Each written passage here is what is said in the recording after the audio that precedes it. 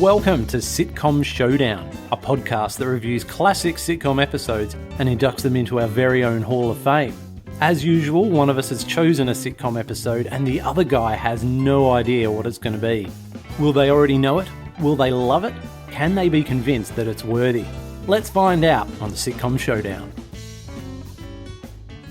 Welcome back, listeners, to Sitcom Showdown, episode 86. It's great to have you here.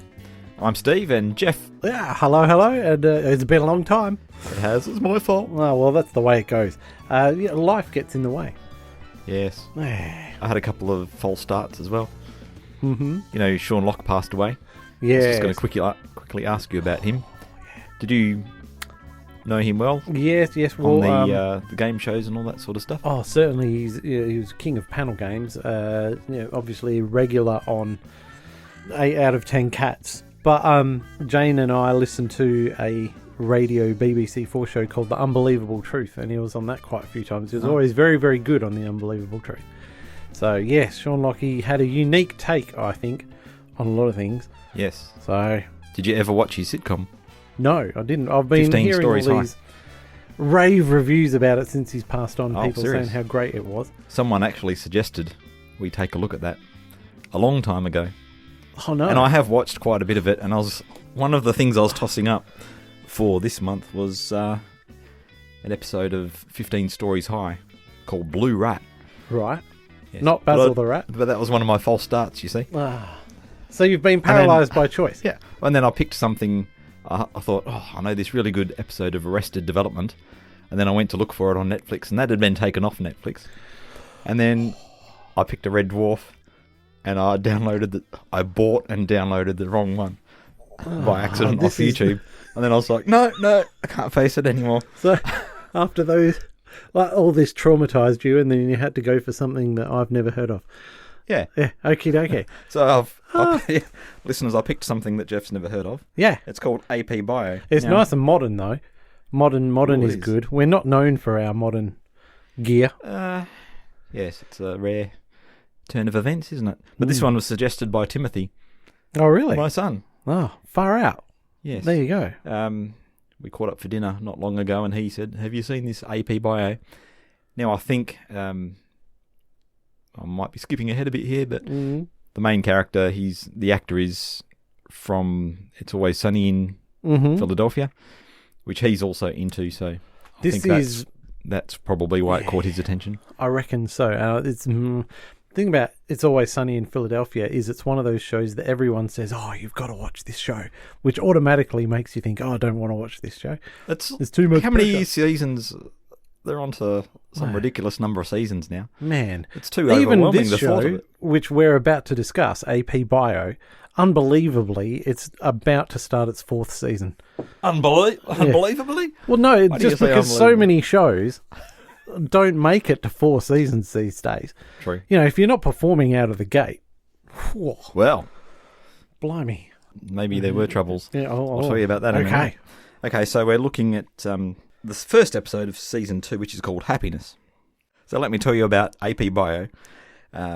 When disgraced Harvard philosophy professor Jack Griffin loses out on his dream job to his rival Miles Leonard, he is forced to return to his hometown of Toledo, Ohio, and work as an advanced placement biology teacher at Whitlock High School. That's where the AP Bio comes from. If you're from the US, you probably knew that already, but I reckon. I was scratching my head. Yeah. Jack makes it clear to his class that he will not be teaching them any biology. Realising he has a room full of honour roll students at his disposal, Jack decides to use them for his own benefit. Getting revenge on Miles. That's... I've said here, that's season 1. That's what we're focused on in season 1. And then in season 2, it kind of transitions on to Jack reconciling himself, or not, to living in Toledo. Yeah, he's in denial, isn't he, about his situation. He's, Yes, I think so. He could be. I haven't watched anything further on than season 2 because it's not on Netflix in Oz. Yeah, so this is, as Jeff said, a recent sitcom from the US. It's 2018 onwards. And yes, this is what I was saying before, Jeff. Seasons 1 and 2 were on NBC and then it got cancelled. Then seasons 3 and 4 happened on Peacock. Do you know what Peacock is? Yeah, that's their streaming service. That's NBC streaming with the, service. like the fanned out feathers of the NBC Peacocky thingy. So they somehow resurrected it for their streaming service. Right. So that's a bit of an interesting story. It was created by Mike O'Brien, and he is a former Saturday Night Live writer. Yep. And the cast actually contains some alumni from SNL. But as I've already said, the main role, Dr. Jack Griffin, is played by Glenn Howerton.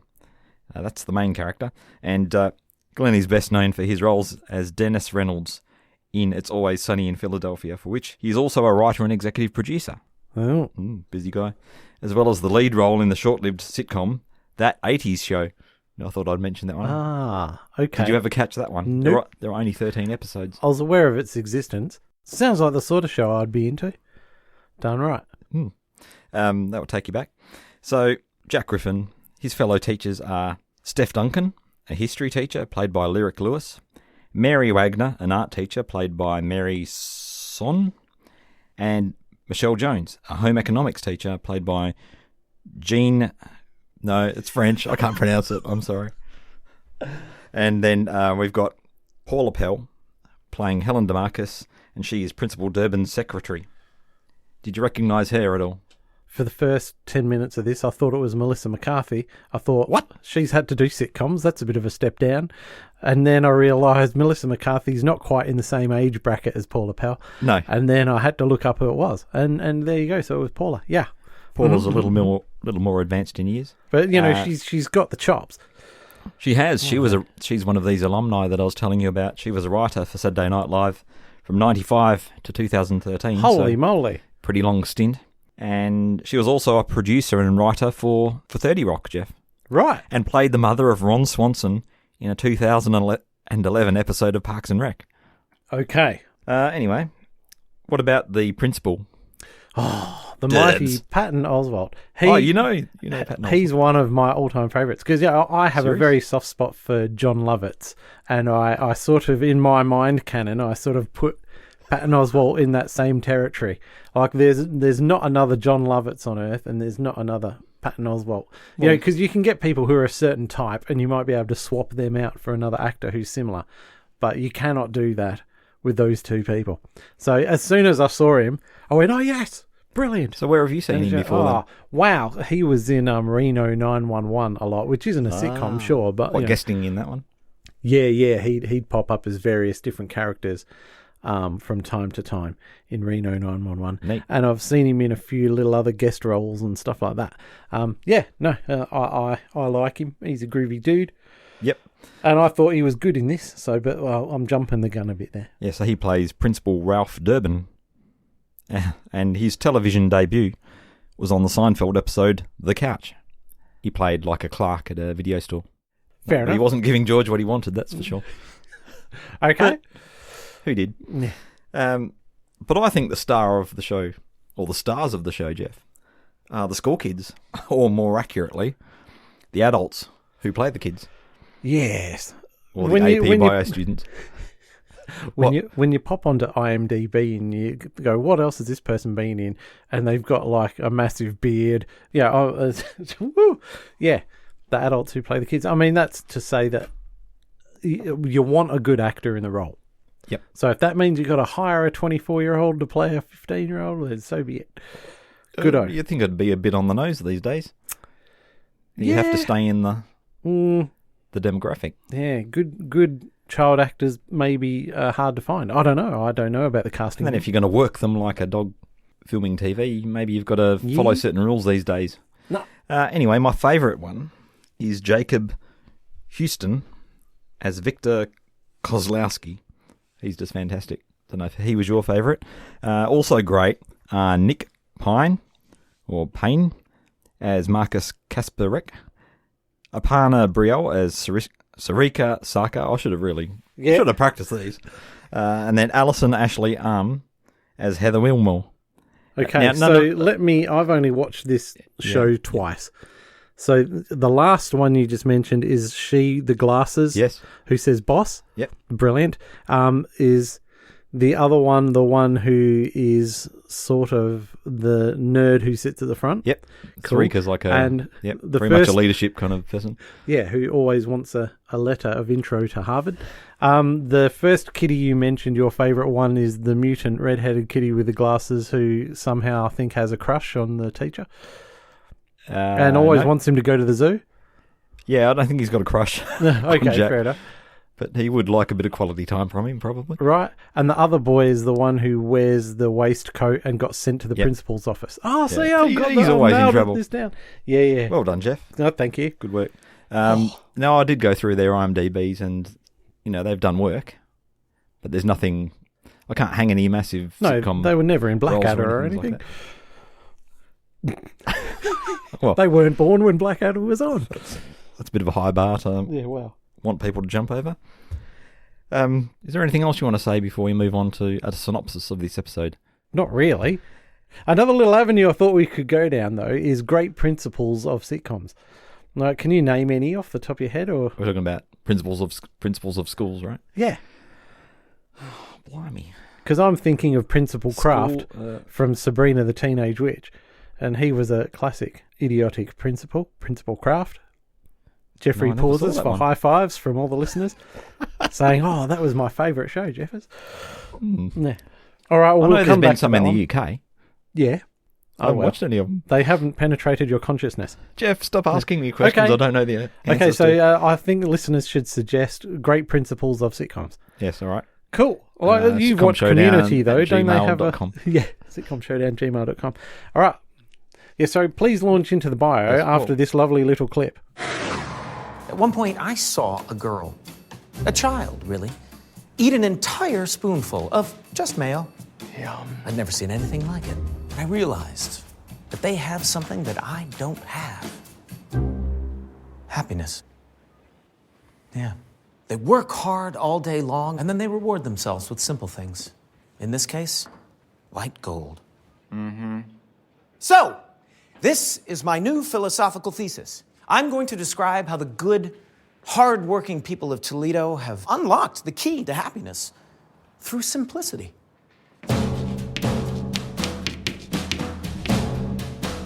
I'm gonna write a new book, y'all. Cool. So you're just gonna give up on your mission to get out of Toledo? No. I'm gonna win the Hugh Isu Prize. It's a major philosophy award. So, I write the book, win the prize, job offers and money come pouring in, and then I get the heck out of Toledo. Boom! Before we went into that little clip, Steve, I said please launch into the bio because this AP bio business. But what I meant was the synopsis. Yes. Yeah. But I know what you mean. Cool. Yes. So let's start with Dr. Jack arriving as per usual late to class while everyone else is just quietly sitting there waiting for him, throwing a half-eaten apple and dumping a plastic bag on the desk. Yeah. But for once, we do find out what's in the plastic bag. Turns out to be a massive jar of mayo. Now, I mean massive, it's the kind of thing you'd get and he tells you how much from is in it. Costco or something like that. Yeah, totally. I was thinking Costco. Was it in gallons? Was that no, he did say it in ounces, but it was a lot of ounces. Yes, it was up there. Yeah. Enough to cover a whole desk. I reckon it was, 3 or 4 litres of mayo. Yep. For people in the real world who... I'd say 5 or 6. Oh, really? I'm going to disagree with you there. But what I liked, and you're probably about to say this, is because I hadn't noticed this the first time. This is why, people, it pays to watch things twice. So this very diligent student at the front, who I assume was Marcus, is going, my spectacles are a little bit dirty. I think I'll clean them. And so he's diligently cleaning his specs. And he goes, these are all crispy. I've got these just right. And then Jack just dumps the whole jar of mayo on his desk, all over his glasses. And he isn't going to be seeing an awful lot for the rest of the day. And mayo, it's got that oiliness to it, so can you imagine trying to get them clean after that? It's no fun. Anyway, we've established it's a massive jar of mayonnaise. And Jack, as he's dumping it on Marcus's desk, announces that he's had an epiphany. And he had it while he and Anthony were on a revenge mission to cut the ponytail off Anthony's mean karate teacher. Is this something that a person would have had to watch the final episode of the last season, or is this just we're supposed to pick this thread up? Yeah, you just roll with it. Okay. They're constantly doing these missions, although they're usually Jack's revenge missions, I see. not students.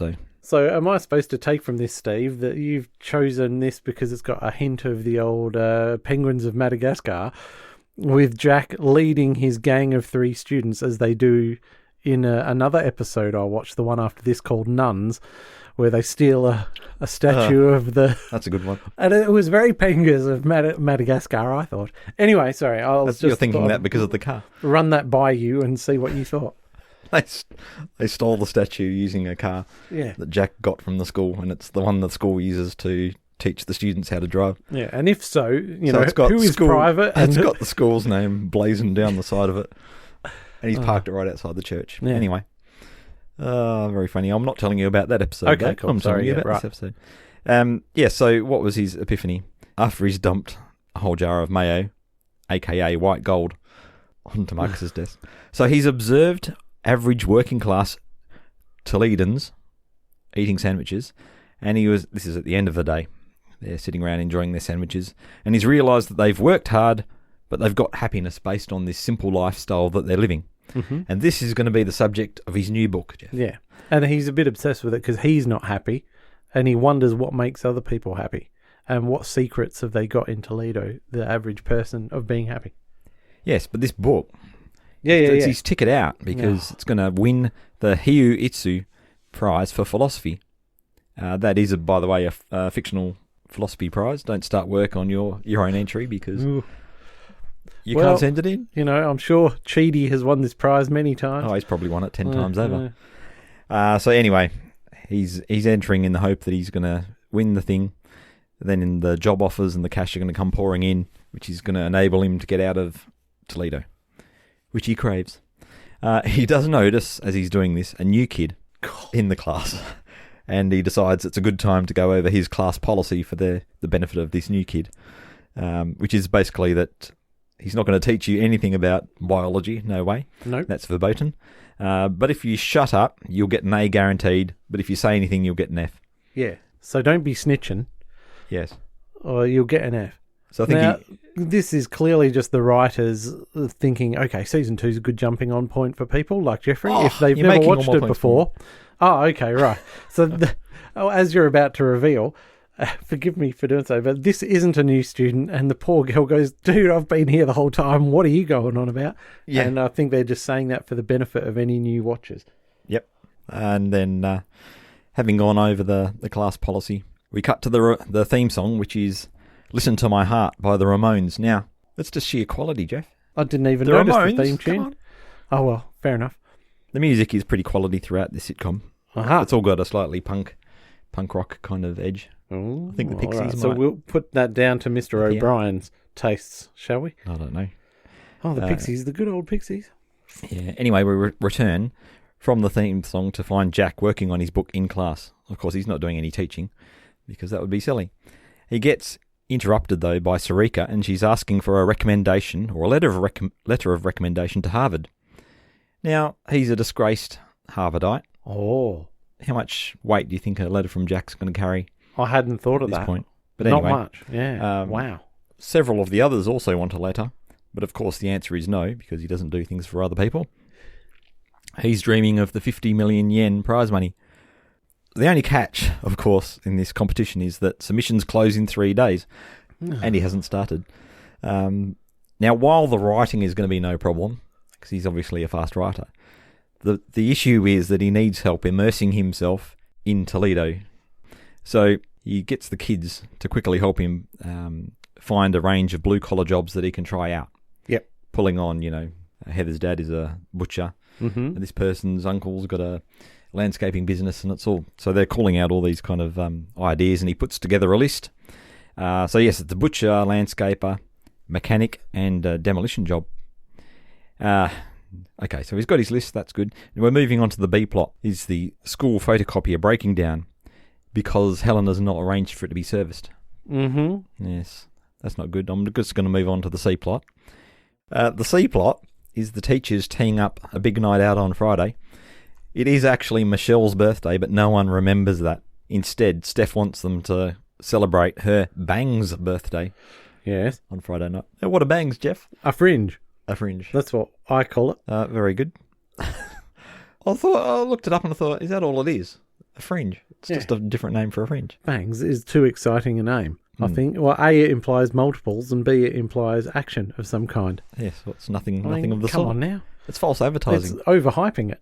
Yes. Yeah. I mean, her hair does look really good, though. Yeah. The bangs are on point, aren't Yeah. they? Meanwhile, Jackie's starting work experience at the butcher's shop, which is owned by Heather's dad.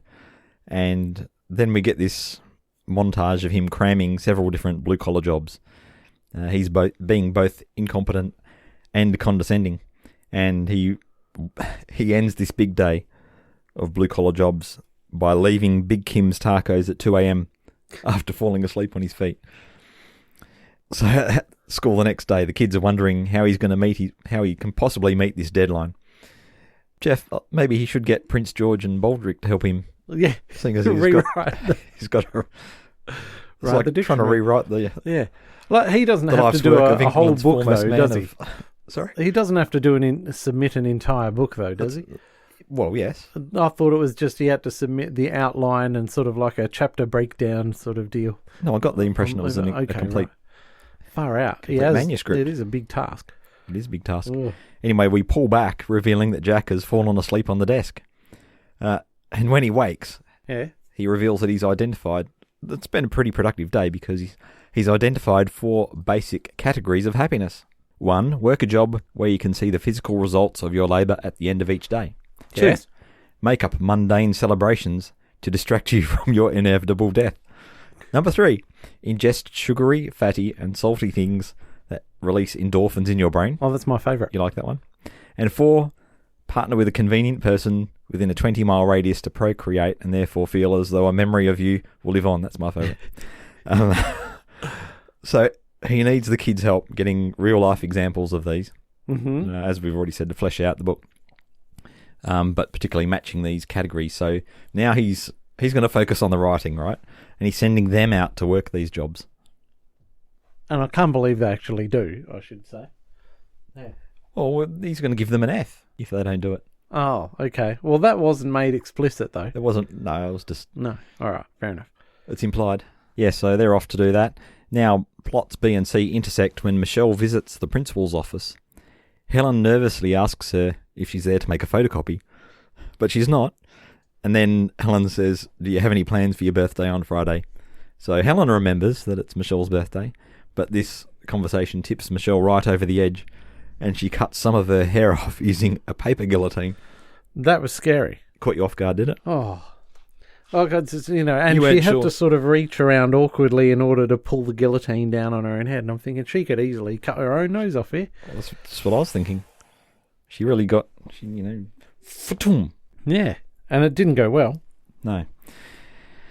Yeah, so she's looking a little bit worse for wear following that. Back in the classroom, the kids have been working their blue-collar jobs and they're all wearing the uniforms that they were wearing at work. Marisa has glued a carpet sample to her hand. Mm-hmm. Yeah, so they've all returned from collecting notes for Jack and generally exhausting and endangering themselves. In the teacher's lounge, Michelle arrives with her new bangs, which is courtesy of the guillotine. And they think that she's making a desperate cry for attention now. Is she making a desperate cry for attention? Yeah. Yeah, I guess she is. She totally is. And so she gets slammed for trying to take the attention off Steph's big moment, which is the 12-month anniversary of her bangs. Oh, my goodness. Yeah. This is why it's the C plot, people. Dear, oh dear. Oh, come on. Ah. This is the kind of thing that happens all the time in schools.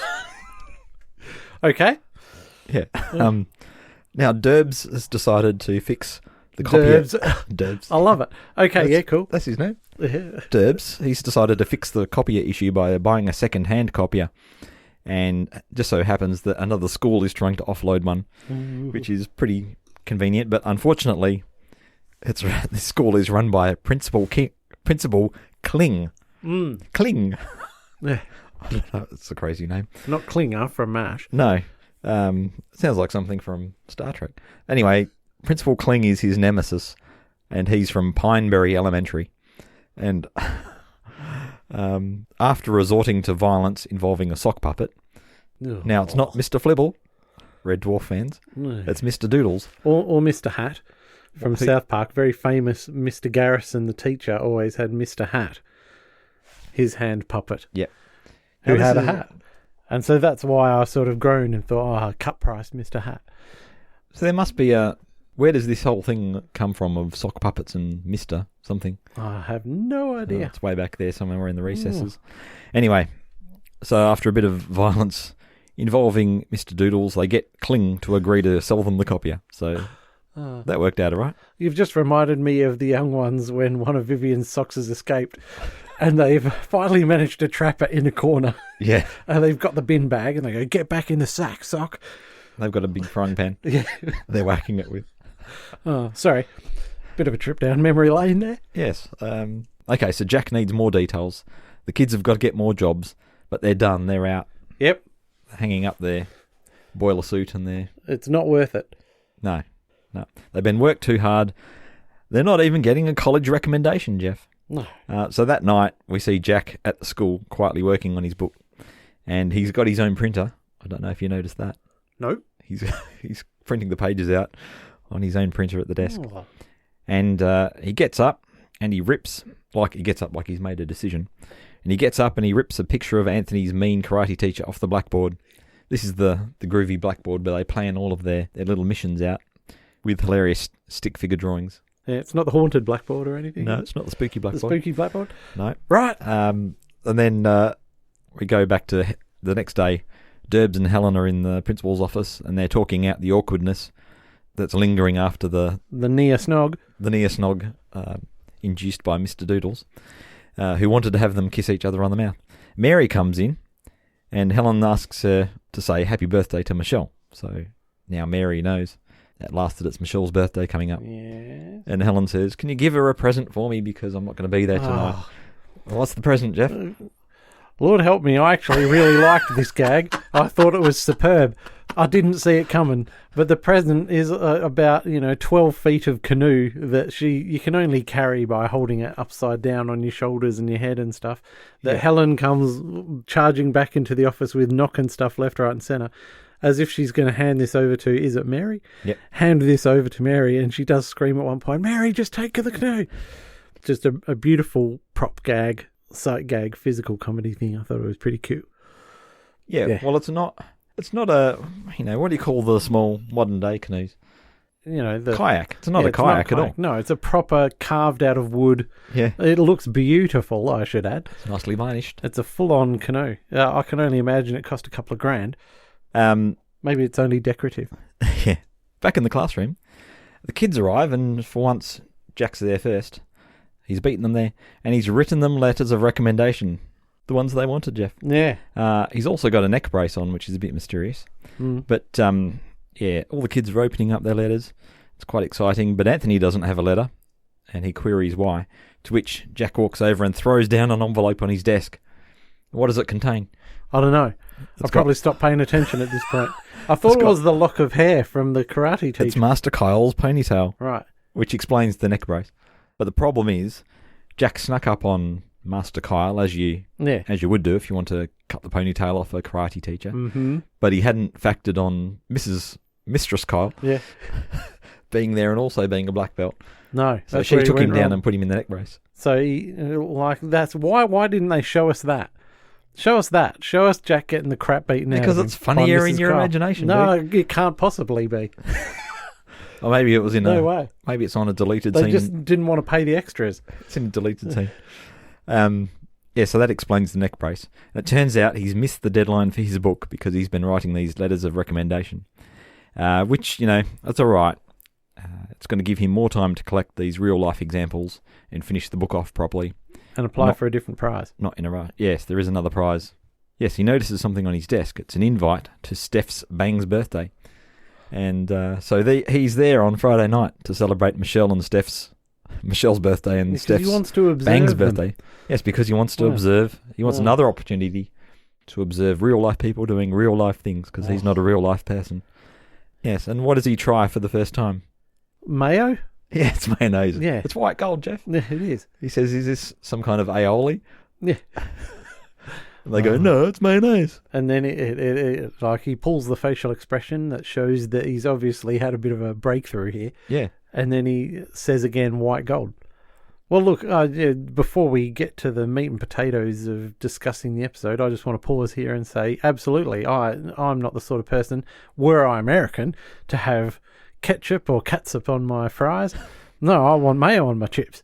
I had mayo on my chips this very evening. Whoa. Yeah, out and about. So, yeah, it's the way to go. Once you go mayo on your chips, you don't go back. You can't go back. It's like flying first class. Yeah. It's the condiment equivalent of first class. I wouldn't know. But, yeah, I'll take your word for it. It seems completely logical to me. An allusion to a Seinfeld joke there. You know that one? No. I'm not going to go into it. No, I don't have the Seinfeld box set, which is one of the great tragedies, really. I think every home should have I know that's very old school to use DVDs and such. Right, where we were nearly at the end here. No, we finished. Yeah, that was the end of the episode. Right, yeah, but Anthony, right, rewinding a few seconds, when he saw the ponytail of Mastercard, he was incredibly chuffed. Oh, look, it's better than a letter to Harvard any day. And like he said, that his grade point average was garbage, so it wouldn't do him any good anyway. No, I thought he was saying he needed the letter of recommendation. No, because his GPA was so bad, yeah. Yep. Anyway, where do we go from here? I've got some notes just in general about the show. All right. And then some notes about this specific episode, explaining why it's so amazing. Okay. So we've got the big idea. This teacher is morally bankrupt, and the kids are being much more mature than him, which has probably been done before, but I think having Jack be a Harvard philosophy professor makes this a much stronger premise. And I think you even said it, he doesn't seem to find any personal benefit from philosophy other than being able to brag to people and generally feel superior about himself. Yeah. It's not like he's down on his luck and he's bearing it well and flourishing in the circumstances or the adversity of the circumstances because he's got this philosophy to draw upon or help him cope or anything like that. No, he's not applying any of it, is he? He's just reacting in revenge. Yeah. He's lashing out. Yeah, so he does feel superior, which is unfortunate for him because no one in Toledo, apart from Durbs, is impressed by the fact that he's a philosophy professor. Yeah. Yeah, so that amuses me. He doesn't use his philosophy for the good of others either. Instead of taking this golden opportunity he's been given to improve the minds of these kids in his class by teaching them philosophy or even biology, well, he's actively teaching the kids wrong values by getting them involved in his crazy schemes. Yeah. At least the one bright point in all of that is they can see where he goes wrong and why it doesn't work and learn from his mistakes that he's forcing them to make, so to speak. But he often pushes them to the point where they abandon him. They abandon him and just say, no, that's the line, I'm not crossing it. Yeah. Yep. So they've at least got some moral framework, whereas he's just... Yeah. He's trying to pushes and pushes. Recapture something he had and lost. And all these kids are, if they're academically focused, they have something at stake, I suppose, and he's already lost everything. So when you've got nothing left to lose, you'll do anything. And that's where he seems to find himself. Yep. Whereas the kids have got things at stake that they don't want to risk. They've got a future ahead of them. Damn it. Yep. Was it clear to you that he actually comes from Toledo? No. That's why the Nun episode was good, because he's talking about his mother and, all this sorts of stuff. So, yeah, it's not the best one to start on because, nothing is explained. So I had to do a lot of IMDbing and Wikipediaing and Did you see the inside of his house where he lives? No. So he's living in his mum's house. Right. And she was a full-on Catholic, so there's just pictures of Mary and crucifixes everywhere. But he's left everything exactly as it was. Right. And he even gets around, he's done nothing to the house, he's done nothing to himself since he got there. So he walks around in her slippers and dressing gown and all this sort of stuff. Far out. It's quite funny. He's the anti-Cheedy, isn't he? Yeah. Good point, Jeff. At any of in all your glorious notes there, are you bringing up The Good Place later on at all? No, I'm not. No, so okay, fair enough, right? You're doing a great job of that. Oh, thank you very much. So I've got my final notes here and then I've got some gags, so should we go to some gags? Or I think we have to go to some gags. Unless you want me to start crapping on a bit, I can do that. Right, well, look, I'll just say, I think we could have dispensed with just judging on this one episode, and even on the Nuns one, right? They could have no other teachers at all in this school, and it wouldn't make a lick of difference. So, having not watched season 1, honestly, you could dispense with the entire C plot and just give us a little bit more... A little bit more B. A little bit more Helen and Durbs. and maybe even some more of the students, and a hint of Master Kyle.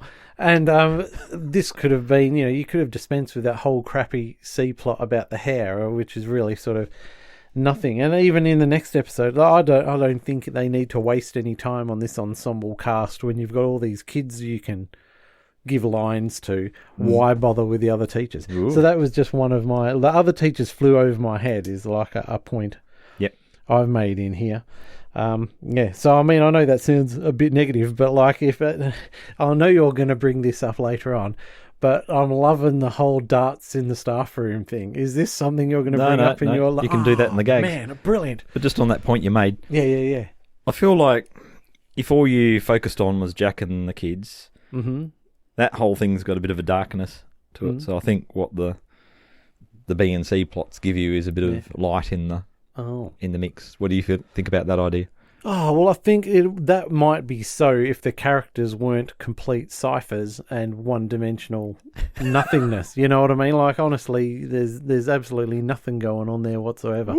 Like, they're not memorable in any way. So I could remember the students, and I can remember Helen and Durbs, but I couldn't remember any of these teachers or what they're doing or who they are or what they teach or anything like that. So I just think that's a weakness in the writing for them. I don't know, man. Are they trying to do too much? They are trying to do too much. I'm a bit more invested probably because I've seen episodes where each of them gets a moment to shine. Well, see, there was none of that in this, was there? No. Because, well, like, for example, you got Michelle's birthday. Now, she's obviously too weak a character and too lame a character to have any sort of self-respect and bring up her own birthday. And so because you've got this nothing character who's too weak to even stick up for herself, and you can't expect the other two to care whether she exists or not. And then the other two obviously have showed they're very uncaring people in their reaction to her haircut. And so basically you've just either got horrible people or, weak people with no self-esteem who add nothing. Do you know what I mean? I know I'm sounding incredibly harsh here. No, that's all right. But how am I as the viewer expected to give a rat's ass about these people if they don't give a rat's ass about each other or themselves? So you don't think that at the end of the episode where they made some kind of an effort? No, because they felt guilty. And that didn't redeem it? No, not when they chuck some fries on a cake. Well, they put mayonnaise on them first, didn't they? No, they can't get you across the line. Not on that C plot. So yeah, I mean, we didn't need it. That was just my observation. I feel so mean saying it, but it's isn't that the problem sometime on shows that you've got these actors and you've got to do something with them? That's right. So you finished my little rant there, but there, the darts. Oh man, let me get back to the darts. We can go to the gags now if you like. Brilliant. The darts which happened. Yeah. In the C plot, pointing it out. In the C plot, yeah. It was the only reason I remembered it. So basically one of these no-name teachers is throwing a dart, and I thought, blimey, that's a bit dangerous. And then you cut back later on to the thing, and one of the teachers is throwing what now appear to be suction darts instead of proper darts. And then as this teacher is talking about something which I've already completely forgotten about, it was the Bangs invitations, right? So she's put Bangs invitations on people's desks. And she goes, well, the cool teachers or the chill teachers. And then you cut to one of the other teachers sitting at this desk whose name we don't know. And he's wearing an eye patch, like he's got gauze over his eye. Yep. Clearly indicating he's taken a dart to the eye, which is stupid because, you wouldn't still be rocking up at work, I don't think, anytime soon. But yes, it's just a funny little sight gag with some more prop comedy that you can... How much time off would you want for a dart in the eye? Oh, at least a month. A month? Yeah. Well, maybe it was a month. Yeah. A month and 1 day ago. Oh, it could have been, except the time frame doesn't bear that out, does it? And it's not worth thinking about. But he was shooting daggers at her, that's for sure. Oh, totally. But see, what sort of scummy person... Having Durbs has made them put the suction... the suction darts in there. This is the point I'm making, though. Like, what sort of teacher who, throws a dart in someone's eye and blames them? Like she's saying, oh, you're not very chill, you're a scumbag, I don't want to associate with you, bloke with a dart in his eye. So this lady must just be a horrible human being. There you go. That's the way I feel about it. I'm just laughing at the thought that teachers play darts suction darts. Yeah. There you go. Those crazy Toledo people. if Toledo, did you say it was in Ohio? Yeah. All right, so Ohio is not some backwater like we're watching Trial and Error, and they're down in North Carolina or something like that. Like Toledo's suction darts. Yeah. Ohio's a pretty go-ahead sort of joint, I would have thought. Yeah. Sure. The Rock and Roll Hall of Fame. Stop complaining, and I'll read some gags. Yeah, cool.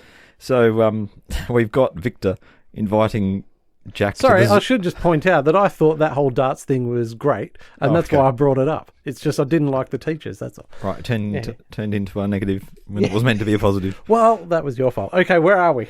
Okay, so Victor inviting Jack to the zoo surreptitiously for what turns out is the third or fourth time. Yeah. He's just using any pretext to invite Jack to the zoo. This is just hilarious. Jack compares his task observing the good Toledans like Jane Goodall living with the chimps. The gorillas. Yeah. Jack's going through his list of jobs he can do to do research for the book, and Sharika sarcastically suggests that he tries being a biology teacher. Yeah. And he goes, yep, and he goes to write it down, and then he goes, no. When he's going to do these jobs, he goes to Heather's dad's butcher shop, and he gets handed the apron that the butcher's wear in this shop, and it's got the motto on there, "Every butt likes a rub." Yeah. And Jack says, "I love it, it's so simple." And Heather's dad goes, "That's wordplay." Yeah. He's explaining wordplay to the Harvard professor. Victor puts a jacket. This is when Jack's fallen asleep on the desk. Victor puts a jacket over Jack, kisses him on the head. Yeah. It says, "Sleep well, sweet prince." Yeah. This is why I thought he might want to get down with Jack, you see, what I said earlier. No. Inviting him to the zoo, giving him a little kissy. Yep. Quoting Hamlet. Yep. Mary gets her art class to prepare invites for Steph's bangs party. They're hand-drawn, these invites, because there's no copier. Yep, good point. Yeah, it just amused me that it's not just Jack who's using the students for their own personal ends. All right, the good art one. teachers as well. That's a point for you there, Steve. All right, I've got one. I hadn't realised, I hadn't connected it with a lack of photocopier. Michelle cutting her hair off using the guillotine. That really caught me off guard. Yeah. Do you think they wrote it ahead of time, or was it the kind of thing? Totally. That would be a health and safety issue. They probably got a stunt person in to do that. I'm just not sure how they came up with that idea. Anyway, it was really good, I thought. Inventiveness. I liked it. Yeah. Helen then accidentally puts Michelle's hair that she's cut off into her lunch container. Like she's got two drawers in the desk. One of them's her lunch and one of them's hair. She's collecting and these hair are two virtually identical Tupperware containers. Yeah. So she takes the lid off one without looking too closely, puts the hair into her lunch. Yeah. Heather, speaking about her rash, yes, which she's got from her job, she says, "I think it's a reaction to the lead at my smelting plant." Yeah. Yeah. I thought that was really good. And then the college recommendations, which Jack has given the kids. He's written one for Marcus that says that he's... I like this. Oh, no. Hang on. So Marcus... Yeah. King of the Spectacles, boys. His just says, "Old soul, non-smoker." Non-smoker, yeah. Jack says, "Yes, it was starting to get late." That's actually a pretty good recommendation. I'd be happy with that. Yeah. And Sarika's said that she was formidable. So that was like, oh... That's good too. Yeah, that's good. That's the end of my gags. What have you got? Have you got any? Oh, man. No, I have. Dude, quite often when you're compiling a best gags list, and me too, we end up with a lot of the same gags, but not in this particular case. No. Like the canoe one would definitely have been on my list. That's a screamer. So you're into the sight gags for some reason. Yeah, I'm enjoying those. When Principal Patton Oswalt is getting ahead of this copier thing and trying to throw the fake, so to speak, he gets on the PA and he gives this big rant about how, look, the photocopy is great, it's working fine, but no, we don't need to do photocopies. So he'll say, all right, so less copying, more originaling. Yep. Which I just thought... it's in the delivery, of course, and the context of the great big speech he gave before it, but less copying, more originaling. Yes, not suspicious. That's the sort of thing that could come a catchphrase at my place. Yep. Absolutely. What else have you got? That's it. No, really? I've gone through my list, yeah. Oh, okay. You're saying you don't have any more? Well, I don't have any more, but I've given you 3. That's not too bad. 3? Yeah. 3 out of 20 minutes. 3 out of 20 minutes. Wow. Oh, no, this one's not going into the Hall of Fame, is it, Jeff? Well, probably not. No, unless you deliver an absolute cracker of a speech here. All right. Well, I've got lots of other points to make, most of them complaints. But let me run this one by you, Steve-O. We've got... Did you look into the director of this episode at all? I did not. Enlighten me. Okay, the director of this episode, whose name I didn't even bother to write down, is something like Trent O'Donnell, who, in one of his more amazing directorial jobs before this, I should point out he's Australian. Oh, nice. Was the sitcom Woodley. What? No. Yeah. Yeah? Yeah. That Woodley. Not Leno and Woodley. Just Woodley. Yeah, But Leno and Woodley, a show which you didn't put into the Hall of Fame, no. and which Jane and he's having his revenge, just like Jack. which Jane and I really, really like. And so because we love Leno and Woodley, we bought Woodley on DVD sight unseen, right? And we put it on and we watched an episode and we went, oh my God, I'm never watching another episode of that again. And that's of a performer we love. And so I think the director of this episode directed a sitcom so unbelievably bad that even someone who loves Leno and Woodley would not watch any more of that episode, and ruined a good performer's career. And you think, man, and now he's gone on to direct. He directed 3 episodes of Brooklyn Nine-Nine. Oh, nice. Most of them all based around Boyle, who you don't fancy too much. He's not my favourite. No, he's not your favourite character. And he did some Good Place.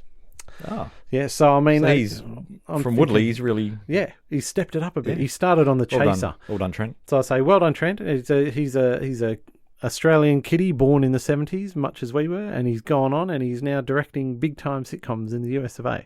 But, yes, I just thought I'd point out that he directed the one and only series of Woodley. The whole lot? The whole lot. Oh, serious? Yeah. Yep. There you go. That's just a little factual nugget. But I mean, then again, you got to balance that out, you see, with your Brooklyn Nine-Nine and your Good Place.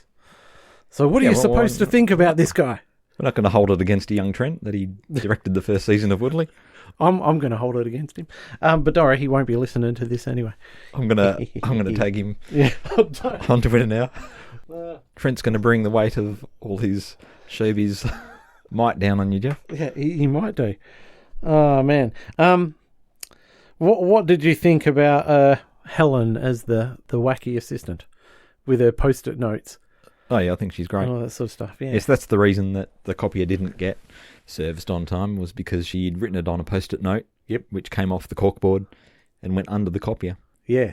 Just a mishap caused the whole problem. But yeah, I think she's really good. Yeah, I like her assertiveness in not, this principal Kling knows he's got them over a barrel and they desperately need the photocopier and he's blackmailing them and getting them to kiss. And she takes no guff and grabs the pair of scissors and threatens to cut that sock puffet off and all that sort of stuff. So she's, I thought she was a great character. So more Helen, less teachers. other teachers. Yeah. All right. So you'd need it. Yeah, it'll be Helen and Durbs as your B plot all the time. I thought there was nice little hints potential hints of the Good Place in this. Oh. Where were you seeing that? Obviously, the philosophy. The philosophy professor sort of deal, and also I find Jack to be, he had the job of Chidi but the personality of Eleanor.